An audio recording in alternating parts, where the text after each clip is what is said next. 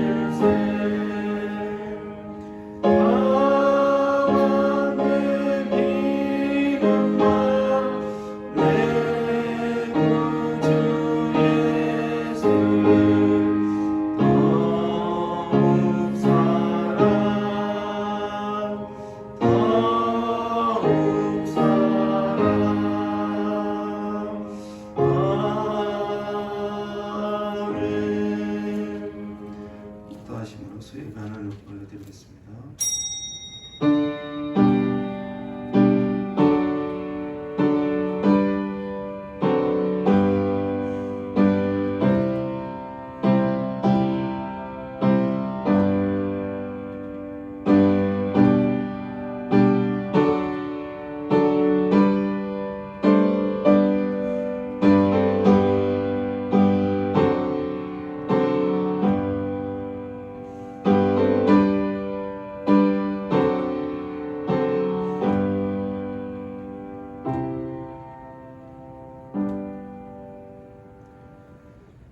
하나님 아버지, 오늘도 불러주시니 감사합니다.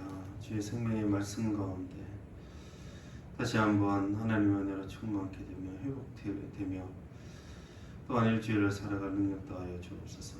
예수님 이름으로 기원하옵나이다. 아멘. 313장 찬양 드리겠습니다.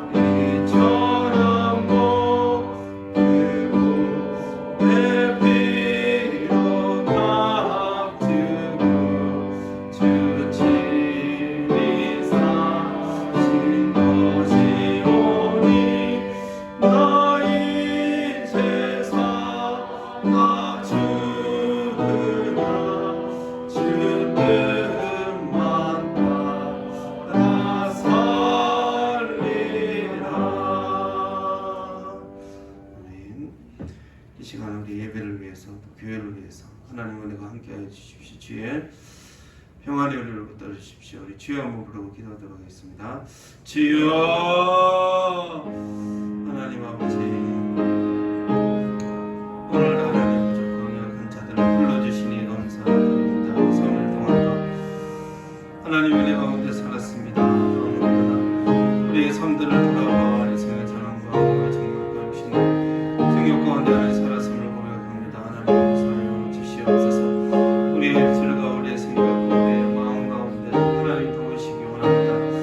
예배 가운데 하나님 함께하여 주시고 예배 가운데 집중할 수 있도록 하나님 도우시기를 원합니다. 코로나 가운데서 하나님 도우시기를 원하며 하나님 은혜 가는 간섭하여 주시옵소서. 주께서 하나님께서 우리가 기도할 때 하나님 들어주시고 하나님의 말씀 가운데 살아갈 수 있도록 하나님 붙들어 주시기를 원합니다. 하나님께 받아는 은혜로서 더운 승리를 살아갈 수 있도록 하나님 인도하여 주시옵소서. 모든 성도들 가운데 그대의 일터 가운데 하나님 함께하여 주시고 손의 수고들과 하나님 그 모든 것들이 하나님 앞에 다가올 수 있도록 치유 인도하여 주시기를 원합니다. 하나님 함께하여 주시옵소서. 손에 터지 않도록 하나님께서 인도하여 주시옵소서. 주께서 함께 하시는 걸 믿습니다. 감사드리며 주님 하나님 감사드립니다. 오늘도 말씀을 전하고 말씀을 들으며 또한 예배 가운데 하나님 앞에 나아갑니다.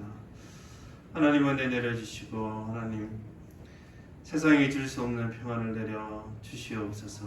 코로나 가운데 우리 모든 성도들 지켜주시기를 원합니다. 일터 가운데 가정 가운데 모든 일들 가운데 하나님 그 손에 수고하는 것들이 늘 열매로 돌아갈 수 있도록 하나님께서 역사하여 주옵소서. 또한 나라 민족 가운데서도 평안할 수 있도록 하나님께서 인도하여 주옵소서. 감사드리며 예수님의 이름으로 기도드립니다. 아멘. 말씀은 로마서 14장 1절에서 12절 말씀.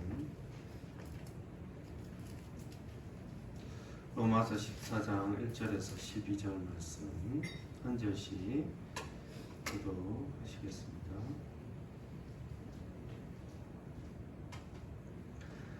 믿음이 연약한 자를 너희가 받되 그의 의견을 비판하지 말라.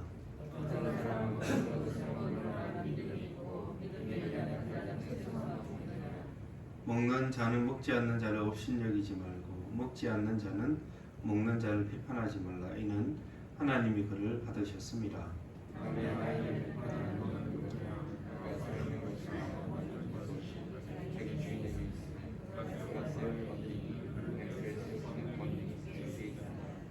어떤 사람은 이 날을 저 날보다 낮게 여기고 어떤 사람은 모든 날을 같게 여기느니 각각 자기 마음으로 확정할지니라.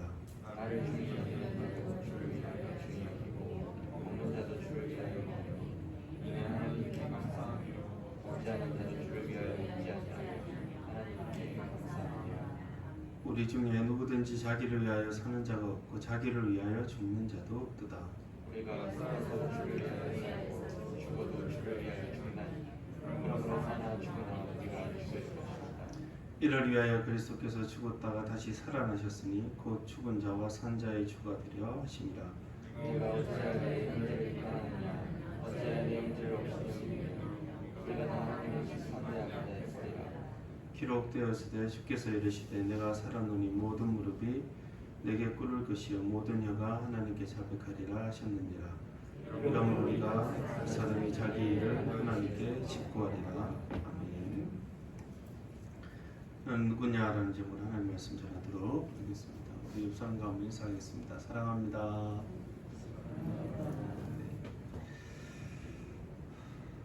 로마 교회에도 초대 모든 초대 교회 구성원들과 비슷한 유대인과 이방인이 함께 있었습니다.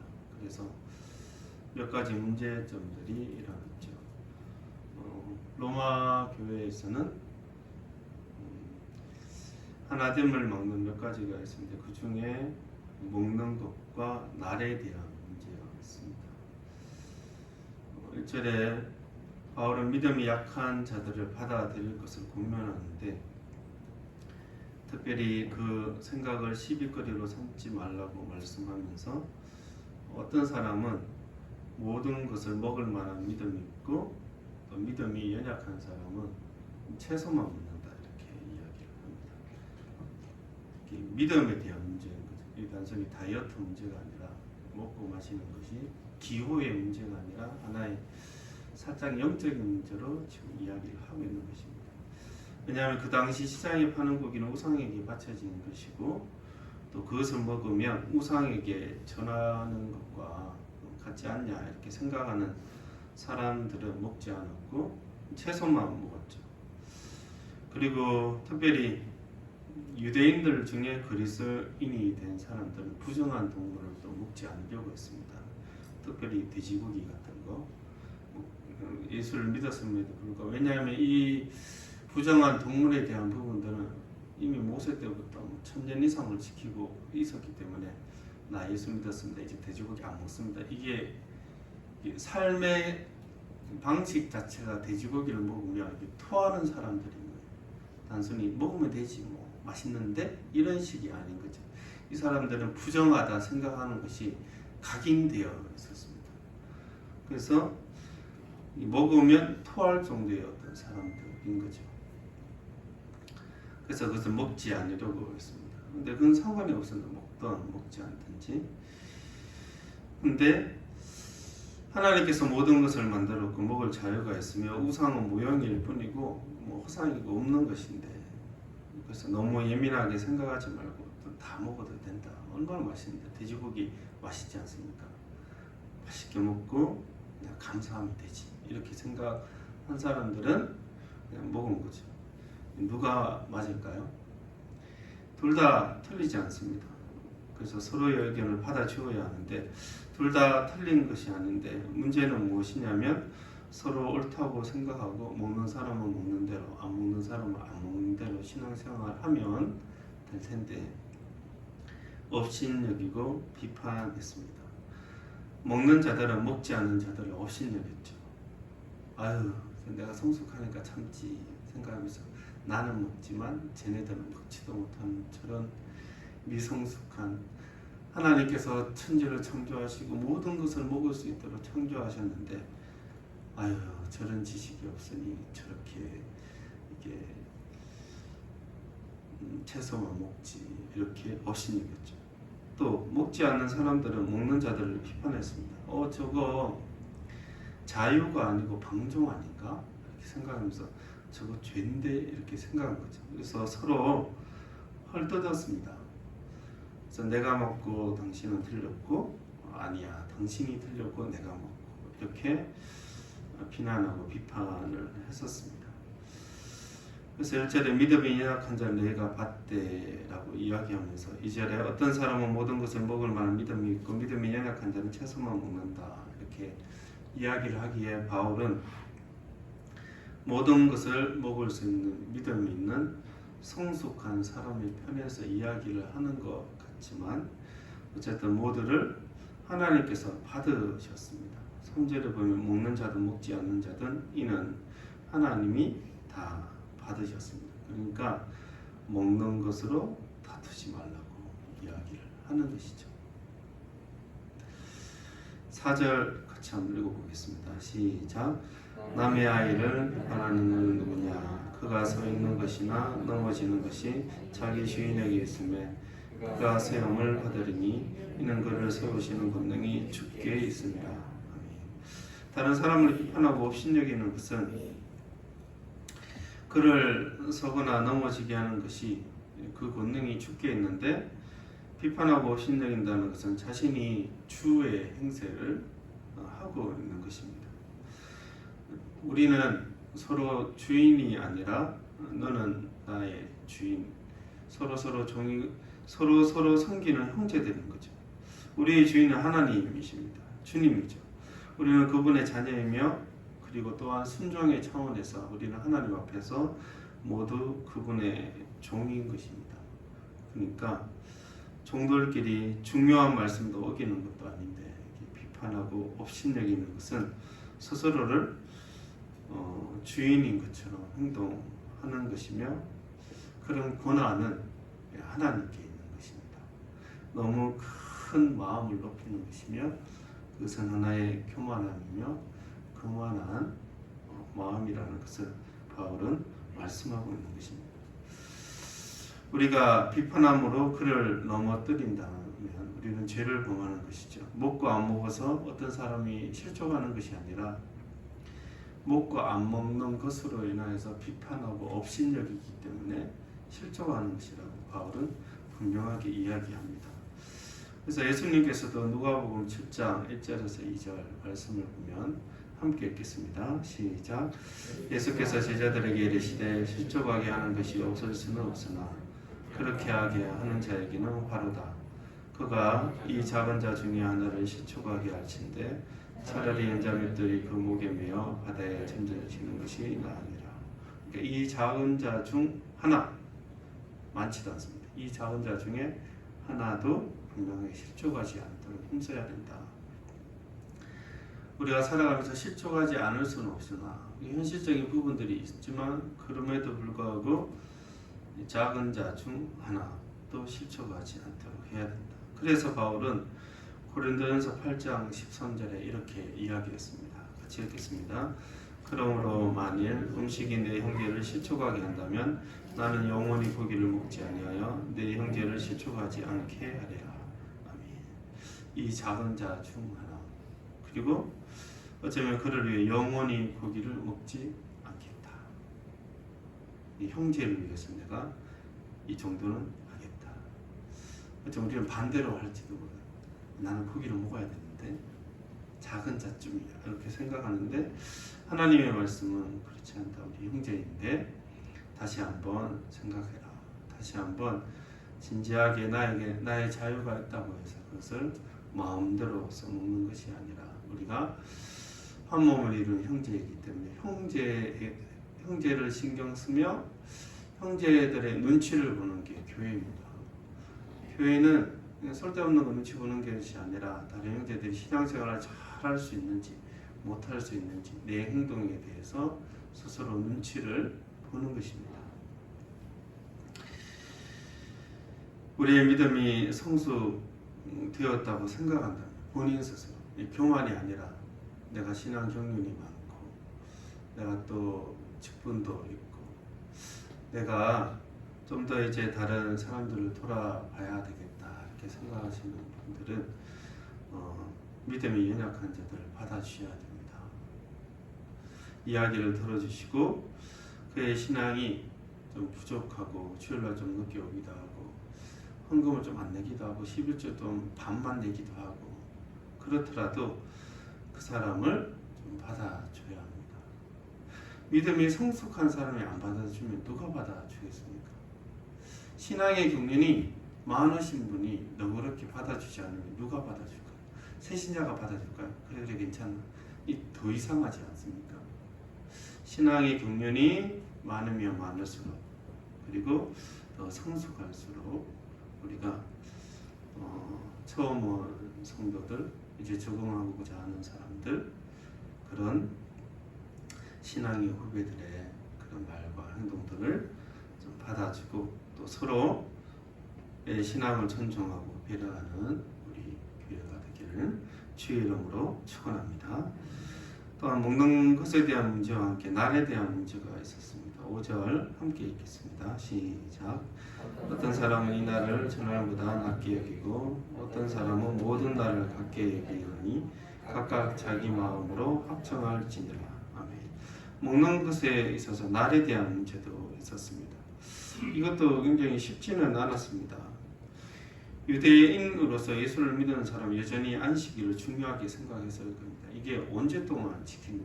정말 대대로 지켜온 안식일인데 그리고 절기들도 좀 중요하죠. 6월절이라든지 오순절, 초막절이라든지 이건 대대로 정말 우리 가문이 아니라 민족 대대로 지켜온 절기인데 근데 또 이방인으로서 예수님을 믿는 사람은 유대인 절기를 잘 모르니까 크게 뭐 생각하지 않는 거죠. 그냥 부활절을 기념해 주일, 주의 날, 그 정도 이렇게 생각하는 거죠. 그러나 이 당시 초대교회에서는 여전히 유대인의 안식일과 절기도 중요했습니다. 그러나 물론 주일도 중요했었죠. 이방인과 유대인들이 함께 교회에서 한 몸이 되어가는 과정에서 여러 가지 문제들이 발생했었습니다. 먹는 것과 날, 그리고 바울은 이것을 각각 자기 마음으로 확정하라고 이야기합니다. 각각 편한 대로 중요하다고 생각하는 대로 지켜야 된다. 근데 이것이 단순히 나는 유월절을 지키고 나는 안 지키고 나는 부활절을 기념하는 주일날 예배드리고 토요일 안식일날 중요하니까 이때 예배를 드려야지, 각각 예배 드리는 것도 중요하고 날이 어떤 날보다 중요하지 않은데 교회가 하나 되는 과정에서 자유로움이 있겠지만 그것으로 정죄할 수 없다는 것입니다. 그것으로 비판하거나 업신여기지 말라는 것입니다. 왜냐하면 나를 중요하게 여기는 자도 이 유대인 그리스도인들도 주를 위하여 그러했으며 또 먹는 자도 주를 위하여 먹었습니다. 감사함으로 먹고 또 감사함으로 안 먹기도 하고 감사함으로 또 안식일을 지키기도 하고 주일도 같이 지키기도 하고 초막절도 지키기도 하고 나중에 다 없어졌지만 그 날을 지키고 있었습니다. 그렇게 지키다가 마침내 초대교회는 은혜 가운데 이렇게 결정을 내리죠. 사도행전 15장 19절에서 20절 보시면 제가 한번 읽어드리겠습니다. 성령과 우리는 이 요긴한 것들 외에는 아무 짐도 너에게 지우지 아니하는 것이 오늘은 줄 알았노니 우상의 제물과 피와 목매어 죽인 것과 음행은 멀리할지니라. 이에 스스로 성가면 잘되리라. 평안함을 원하노라 하였더라. 이게 먹는 것에 대한 문제들이 있었기 때문에 의논 끝에 이방인과 유대인, 기독교인들이 서로 배려하는 결론을 내리게 됩니다. 우상의 제물과 피와 목매어 죽인 것과 음행은 좀 조심하면 좋겠다. 먹고 마심에 있어서 자유가 있지만 우리가 함께 하나됨에 방해되는 요소들이 이런 요소이기 때문에 서로 배려하는 것으로 성령 가운데 결정을 내리게 됩니다. 또한 초기 교회사를 읽어본 적이 있는데 그때는 초대교회가 처음에는 안식일과 주일을 함께 지켰다고 병행했다고 그 기록을 제가 읽은 적이 있습니다. 그리고 난 뒤 이 부활의 의미가 엄청나지 않습니까? 그래서 주일 가운데 예배를 함께 드리게 된 것입니다. 이 모든 것이 감사한 가운데 성령으로 하나됨을 어떻게 더 드러낼 것인가를 서로를 존중하면서 의견을 내고 또 협력하면서 하나의 결정을 내리게 된 겁니다. 그러니까 이렇게 하자 해서 이렇게 된 것이 아니라 이것들도 많은 과정들이 있었습니다. 먹고 안 먹는 것들, 나를 중요하게 여기는 것들, 그 모든 것들도 자유를 중요시하면서 또한 예수 그리스도의 죽으심과 부활의 의미가 얼마나 큰가, 또 예배 가운데 한 몸 되는 한 날의 의미들을 어떻게 정할 것인가를 서로 고민하고 의견을 내어서 초대교회는 여러 가지 결정들을 내리게 된 것입니다. 단순히 누군가를 비난하며 업신여김으로는 이런 의논이나 이런 합치가 되지 않는 것이죠. 하나님의 은혜 가운데 초대교회도 여러 가지 문제들이 있었고 그 과정들에 조금의 비난과 업신여김이 있었음에도 불구하고 바울은 성경의 원리대로 하나님이 여러분을 받으셨습니다. 그리고 우리는 주를 위하여 살지 않습니까? 그러므로 주님을 더 잘 예배드리고 주를 더 잘 드러내는 삶을 그들은 결정한 것입니다. 여러분, 우리가 어떤 것들을 결정할 때 명백하게 누군가가 죄를 짓지 않았다면 하나님이 저를 형제와 자매로 받으셨음을 우리가 그렇게 생각해야 합니다. 그리고 주 예수 그리스도를 더 높이는 예배, 예수 그리스도가 더 높아지는 행사들, 그리고 예수 그리스도가 더 높아지는 우리의 삶이 어떤 것인가를 생각하고 우리의 행위를 바라보는 저와 여러분 되기를 주의 이름으로 축원합니다. 왜냐하면 우리는 누구든지 자기를 위하여 사는 자가 없고 자기를 위하여 죽는 자가 없습니다. 죽는 것도 우리 마음대로 못합니다. 왜냐하면 8절 우리가 살아도 주를 위하여 살고 죽어도 주를 위하여 죽나니 그러므로 사나 죽으나 우리가 주의 것이로다. 사는 것 죽는 것 다 하나님께서 우리의 모든 것들을 붙들고 계십니다. 왜냐하면 그분이 우리의 주인이시기 때문이죠. 우리의 영혼과 삶의 주인이 되는 것입니다. 살아도 주를 위해, 죽어도 주를 위해 살죠. 얼마나 영광스럽습니까? 살아도 이제 우리가 주를 위하여 삽니다. 죽어도 죽으면 끝이 아니라 이제 주를 위하여 더 완전하게 살 겁니다. 우리가 얼마나 하나님의 은혜와 이런 영광 가운데 살아보고 있습니까? 우리가 감히 죄인으로서 주를 위하여 산다는 것, 이것이 얼마나 큰 은혜입니까? 물론 난 아직 부족하고 주를 위해 살지 못하는데요, 난 아직 연약해서 주를 위해 산다는 말을 잘 못합니다. 이렇게 이야기할 수 있는데, 여러분 그리스도께서 죽으시고 부활하시면 우리의 주가 되셨다는 뜻이에요. 산자와 죽은 자의 주가 되셔서 성도가 주를 위해 살아가도록 도우시는 분이 하나님이시죠. 그렇게 살아가도록 성령을 우리에게 보내신 분입니다. 그래서 우리가 고백하는 거죠. 내가 사나 죽으나 주를 위하여 살아가겠습니다. 우리가 성령을 의지하여서 그렇게 고백하는 것입니다. 내가 주를 위하여 살아가겠습니다. 성도를 위해, 자기를 위해 살아가는 것이 아니라 말씀 가운데 삶을 절제하는 사람이죠. 어쩌면 비판하고 업신여기는 이유가 거창하게 영적으로 누군가를 판단하기 위한 것이거나, 아니면 주를 위하여 살아가는 것이 아니라 자기를 위하여 살아가는 거죠. 자신의 신앙을 비추어서 다른 사람들을 판단하고 있기 때문에 자기를 위하여 살아가는 사람의 특징이 어쩌면 비판하고 업신여기는 것이 아닌가라고 말씀은 반문하고 있는 것입니다. 여러분, 그분은 살아계셔서 살아있는 자와 죽은 자의 주가 되십니다. 우리가 신앙생활 할 때 뭔가 비판하고 업신여기며 이것을 대수롭지 않게 생각하는데, 크게 심각하게 생각하지 않을 때가 있는데, 하나님은 그렇지가 않습니다.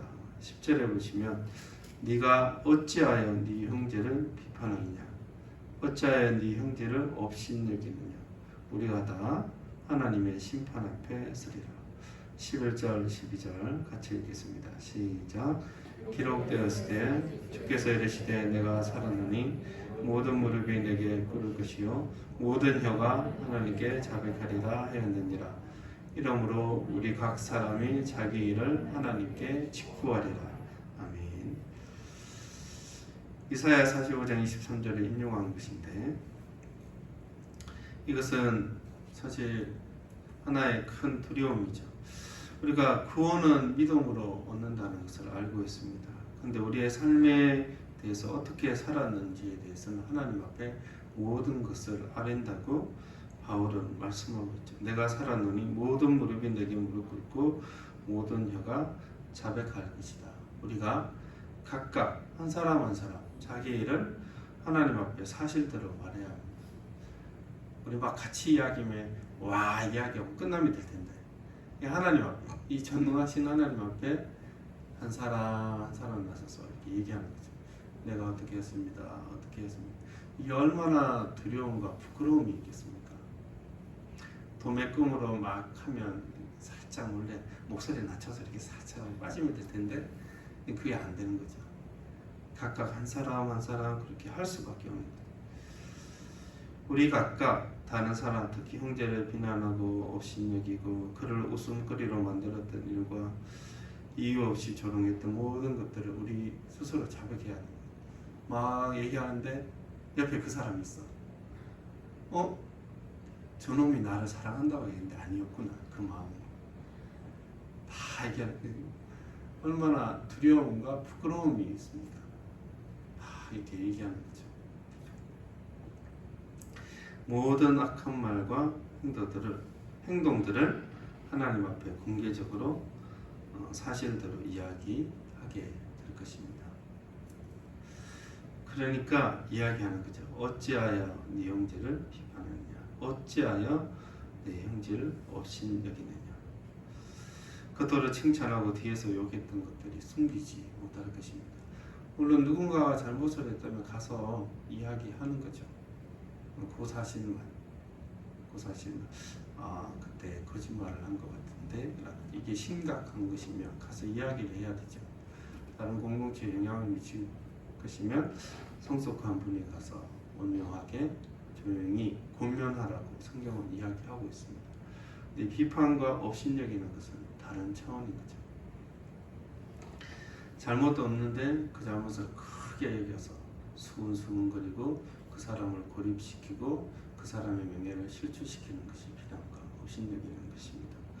누군가에게 뭔가가 잘못했다고 분명하게 보이면 우리 마음의 동기를 살펴서 그에게 충고하라고 성경은 이야기하지만 비판하고 업신여기지 말라고 분명히 말씀하고 있습니다.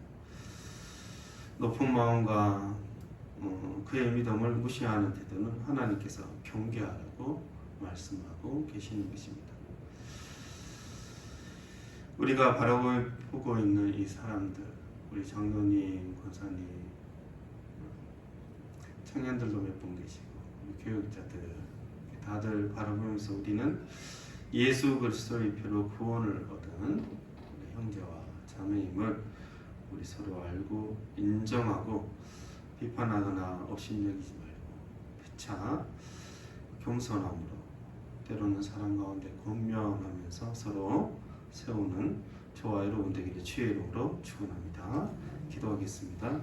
하나님 아버지 감사드립니다. 비판하고 업신여기지 않도록 도와주시고 혹 형제가 실수할 때 받아주고 기도하며 또 사랑 가운데 염려함으로 권면할 수 있도록 도와주시옵소서. 그러나 그 모든 일들이 그를 형제로 보게 하시고 예수 그리스도의 십자가의 피로 구원을 얻은 한 몸 된 자임을 잊지 않도록 도와주시기를 원합니다. 우리 교회가 더욱더 하나님의 사랑 가운데 주를 위하여 살아가는 귀한 교회 될 수 있도록 인도하여 주옵소서. 감사드리며 예수님의 이름으로 기도드립니다. 아멘. 찬송가 320장 찬양 드리겠습니다.